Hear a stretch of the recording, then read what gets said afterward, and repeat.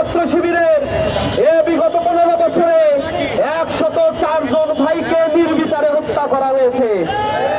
Judicial killing এর মাধ্যমে tribunal গঠন করে তথাকথিত মানবতা বিরোধী অপরাধের বিচারের নামে নির্বিচারে রাজনৈতিক বন্দীদেরকে হত্যা করা হয়েছে। এ সকল বিচার হওয়ার আগ পর্যন্ত আমরা রাজপথ থেকে ফিরে যাব না। আমরা দৃঢ়ভাবে বলতে চাই, আমরা বিগত 6 মাস দেখতে পাচ্ছি কিছু রাজনৈতিক দল তারা চাষিবাদের বিচারের দাবিতে সরাবো না থেকে বাস স্ট্যান্ড, টেম্পু স্ট্যান্ড, চাঁদাবাজি, ছিনতাই, কার্যক্রমের মধ্যে জড়িয়ে পড়েছে।